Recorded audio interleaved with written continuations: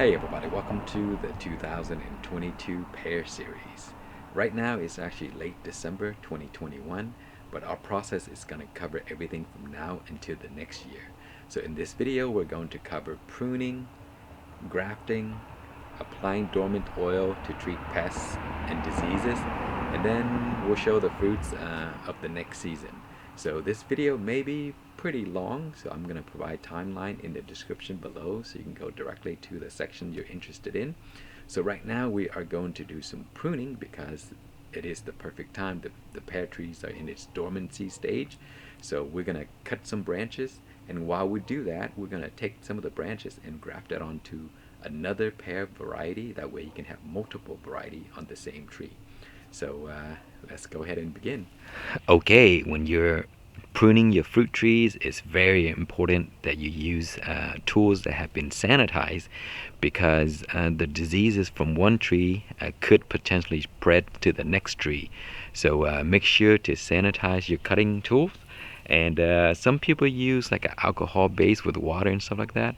What I like to use is Lysol. This has been working great for me. So this here will kill and disinfect all kinds of germs. So what I usually do before I cut my trees is I spray it onto my tool like that, and then I use this to cut, and over the years it has worked great, so I have no issues with that at all. So let's go ahead and do some trimming. Okay, so when you prune, it's best to wait until the trees are in its dormant stage, which means that all the leaves have fallen off. And the reason for that is, for me personally, it's because it's easy to see, because the branches are bare, so you can see exactly where you're going to cut, and you can see where the branches cross and become crowded. So I usually cut off all the branches that are crowding each other or crossing over into each other. So for example, you see this section right here, this branch is going over here into the branch, and also this one here is just a small one, so I just usually cut it off to make sure nothing is crossing over. And this one as well, you see how it's crossing into that, cut that off. And anytime you see something that is just too crowded, just cut it off. Like this one here, you see that it's going back inside, so just cut it off like that. And it's the same for apples, pears, and persimmon. I do the exact same thing. Anytime it's just super crowded, I just cut it off.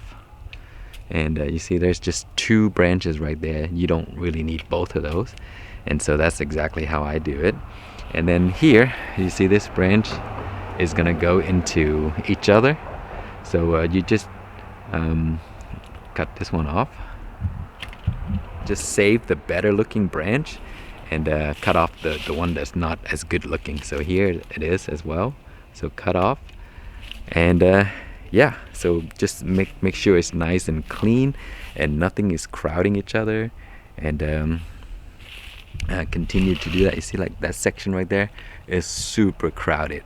So yeah, just clean it up and make sure no branches are crossing over to each other. And that's it. That's usually how I do it. And another thing I usually do is, if the tree gets super tall, you see those branches above, which I have already cut, so I don't want it to be too tall. I want it to be a manageable height so I can reach and stuff like that. So I just cut all of the branches that are out of my reach off. See the top one there, they're all gone. And here, see, that's gone. So that helps the tree remain shorter and easy for you to manage and collect fruits and stuff like that. So I do that the same for my pears, persimmons, and apple. Okay, so the branches that you cut off, we can use those branches to graft onto another tree. So let's go and I'll show you exactly how I do it. Okay, so here is one of the pear branches that I cut off the other tree because it was crowding. And now I want to take this branch over here, which is the Olympic giant, and I'm going to graft it onto my Shinko. And so what you want to do is you want to find a branch that is similar in size to the one that you just cut off. That way it's easy to match them up and graft them onto each other. So we are going to use the whip and tongue graft. So I'm going to graft this one onto here. So let me show you how it works. So first you want to cut the branch that you're going to graft. Cut it at an angle like this. Okay, so now we're going to use that to carve. So let's go ahead and carve that real quick. Okay, so we are going to begin our cuts. So I threw away my grafting knife that I bought from Amazon. That thing is just so dull, and it wasn't working anymore. So basically you want a good sharp knife so that you can make nice cut into the branches. So whatever you do here on the other branch, you do the opposite. So I'm going to show you this one here, and then I'm going to show you the branch that we're going to graft onto. So let's begin by applying our cuts here. So you want a sharp knife because you want a nice smooth cut. So here we are going to do a cut. First, you want to make sure how you want to position the branch, like inside or outside. So based on how you want to position it, then you're gonna cut it that way. So I'm gonna cut it like this, right here. Okay, so just go like this and cut. You see it? And you can do multiple cuts if you want to.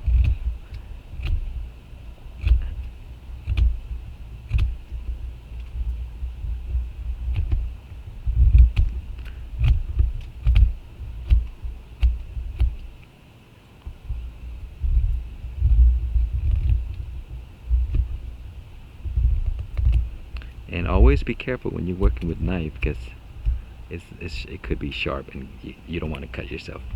Okay, so you want a smooth cut from top to bottom.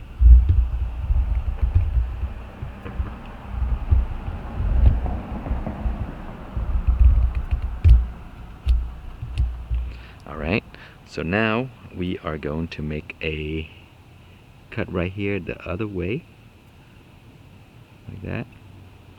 See? Like so.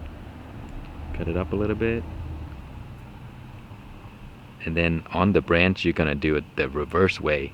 So let me do the cut on the branch, and I'll show you how they connect. Okay, so for this one here, you're going to do the exact same thing. You're going to make sure it's around the same size cut, and you're doing the exact same thing.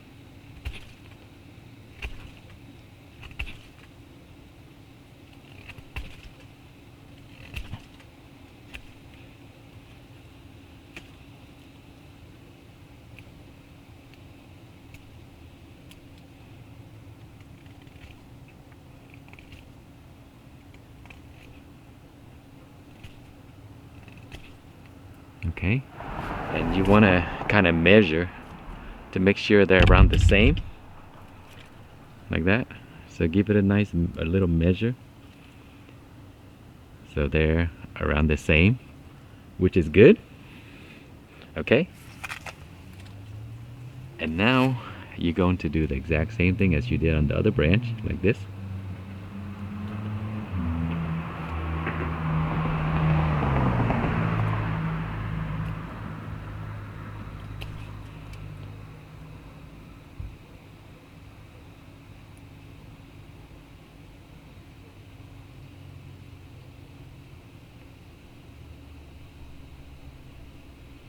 Okay, just like that.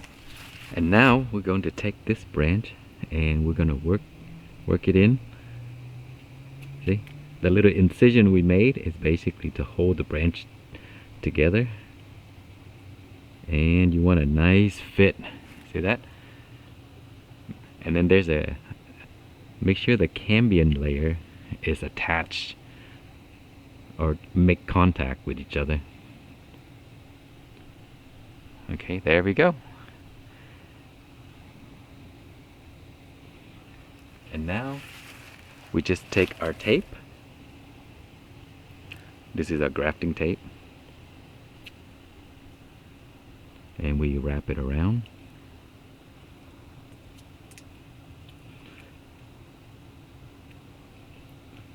and give it a nice pull so that it can make the branches a little tight so that they can make contact and there's no gap, air gap in between the branches.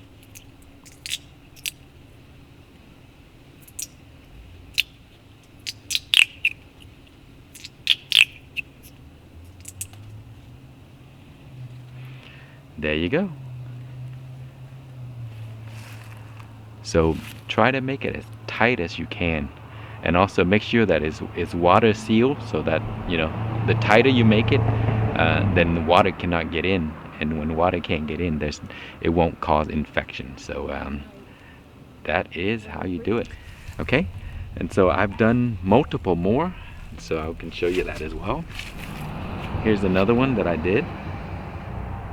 So I did multiple. I have a bunch of them, so they're all over the place. You see there's some right there. So I will show you in the spring. Everything that has a tag right there are the ones that I did. Some over here as well on the little tree.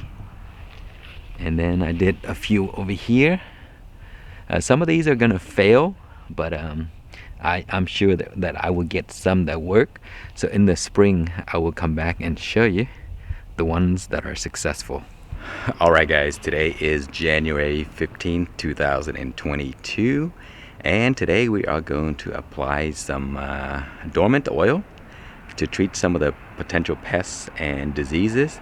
At the same time, we are going to look at the grafts that we did a month ago and see how well they're doing. All of them actually are still alive to this point, and so everything is actually looking pretty good. So let's take a look.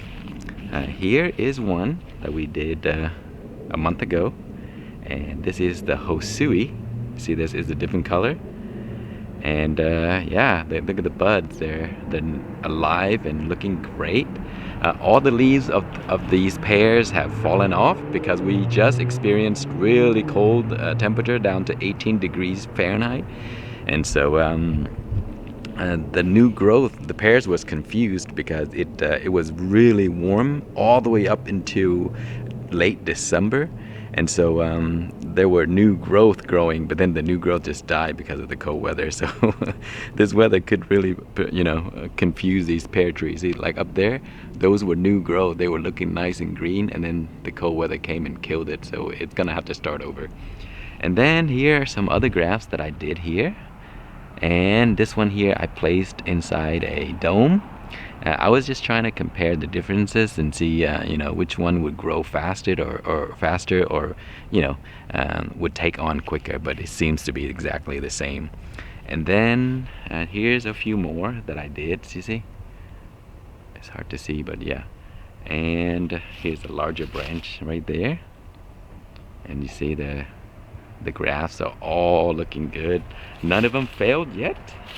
And here's the one that we did together, the large graft, and that one is looking great. You see the top is alive and looking fresh. And then here's another one over here. So everything is looking great, and you know, I think they're all gonna take. And here is the originally 4-in-1, and now I think it's like 6 or 7-in-1. And let me show you how special this one is.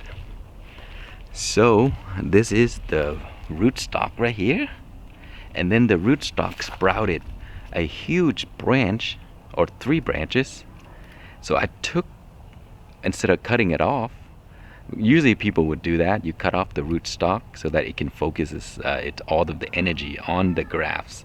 But I took the rootstock branch and then I grafted on a new variety, and look how big this is right now. It's probably bigger than the other grafts that started before that. I guess because the rootstock is feeding all of the energy here first, because it is the first few branches up the tree. That could be the reason, I'm not too sure. But that is the graft that I did a few years ago, or maybe last year. And then this top part here are all new growth. You see, it's getting the same size as all of the rest. And then back there is the Hosui. It was growing so much bigger than all of them. So I cut the top of it off so that it could all be the same size. When you have grafted trees, you want all of this different graft to be the exact same length, because if one overtakes the other, then all the energy will go to that particular larger one, and then the rest would just remain smaller. So that's what I learned over the years by having these trees. So make sure to just have all the graft the same length. That way all the energy can be distributed evenly. Okay, so then the other 2 branches that sprouted out from the rootstock, I grafted something else as well. I took some of the other graft, and that one took already a long time ago. And then here's another one, see? I grafted something else on that as well. So now the rootstock sprouted 3 branches, but now the 3 branches are something else because I picked off all of the buds from the original rootstock, and then I would only allow the grafted one to grow. And so see down here, no sprouts, no nothing, until you get to the top. Once it gets to the grafted branch, and that's where it's going to grow the new shoots and stuff like that. And then the rootstock sprouted more branches out of the soil. Originally I cut it off, you see, I chopped it off because I didn't want any of those. Same with here. And then they sprouted new ones again. So then I took another branch from my Korean giant, and then I grafted onto the rootstock sprout. And then I'm using this brace here to pull the branch out so that it can grow outward instead of up into the other branches. And same with this here. So hopefully this would be a very interesting tree. And you know, if anything that I don't like about it, I'll just cut it off, and then I'll have the original tree. So that's a very special tree right there. It has so many grafts on it. And my favorite Korean giant, I love this variety. It tastes the best. It grows the biggest pears, and the pears can store for like 5 or 6 months. So it's amazing variety of pear to grow. So yeah, those are all the pears. Actually, I have more. And here is the little Shinko tree, and this one is untouched. I didn't want to graft anything onto it because it's the weakest one, and it's also the smallest one, so I just left it alone. Okay, so now we are going to mix our spray so that I can spray. The tree once is in its dormancy stage, so you always want to apply some kind of dormant spray just in case, because a few years ago I didn't, and I got like rust, and it was just ridiculous. It destroyed everything. And so this is what I use. This is just the organic sulfur from Bonai, sulfur fungicide. And then if you look in the back, it'll tell you the directions. See, for pears right here, it tells you to do 1 to 2 rounded tablespoons per gallon. And I just usually go less than what they mention. So I have this large container. I think this might be 3.5 gallons, or 2 gallons, sorry. Okay, so it comes with a little scoop here, which is perfectly 1 teaspoon, or tablespoon, sorry. And then I just use 1 scoop. And then we just jet spray the water into there so it can mix up everything.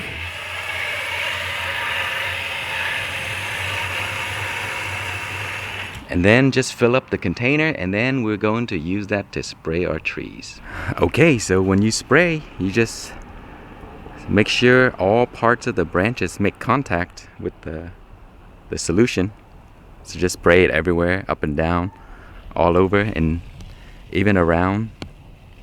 Like that, and that should be it.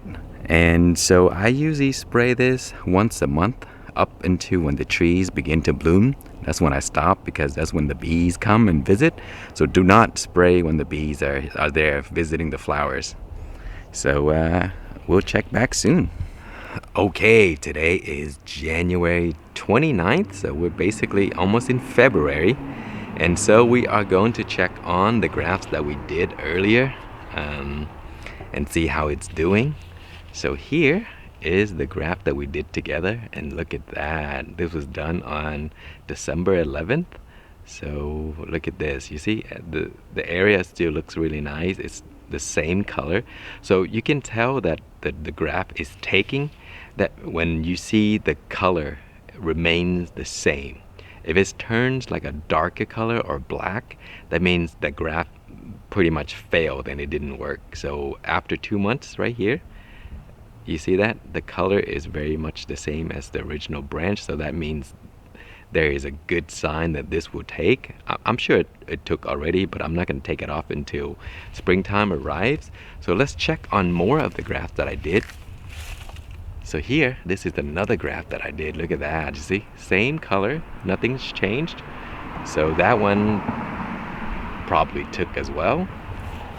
And here is a different variety. This is a Hosui on top. You see the color is different, and the bottom is a different color. So this grafted section is still pretty fresh looking, so I'm sure that one took as well. So we'll check on these in the spring. I'm not ready to take it off yet. And then all of these tags here, those are the ones that I have grafted on brand new. So we will check on those in the spring. So far it's 100% success. So I applied 2 different graft methods. This is the cleft, which is you slice down the middle and then you insert the branch, and the rest I did the whip and tongue, which is I like those method better because I'll show you. You see how it fits the branch in on both sides and allow the healing area to sort of like remain very minimal without any scar. And it just kind of like blend in. As long as the branch are the same size, it kind of blend in really nice. Like again, back to this one here, you see that there's a cut right here and there's a cut right here, so it fits right in, and now it's just basically like a smooth insertion, and there's no scar or anything like that, or tissue left exposed. And then I have this here, which these are side shoots from the original rootstock, and normally I just cut it off. You see, I've cut it off many times and it keeps growing back. So when it did that, I was like, you know what, we'll just graft something else on top of it instead of cutting it. And then you see how I use a string to pull it like that, because I don't want it to grow upward, I want it to grow out. So we're kind of like training it. And if you have this happen, this is a good time to practice your grafts, because if it doesn't work, you just cut those off, because that is just maybe they're suckers or just side shoots of the original rootstock, so it really doesn't matter, just chop it off anyway. But instead of chopping it off, use it to practice your grafting methods. See, works great. So it's been a few months and it's still the same color, so that looks great. And this one as well. So everything is looking good. So yeah, again, the best time to do any grafting and pruning is when the leaves are all off and the tree is sleeping. So I'm gonna end the first video in the series right here, and then we'll pick up in February and we'll go on to the end of the year. So I hope you enjoyed so far.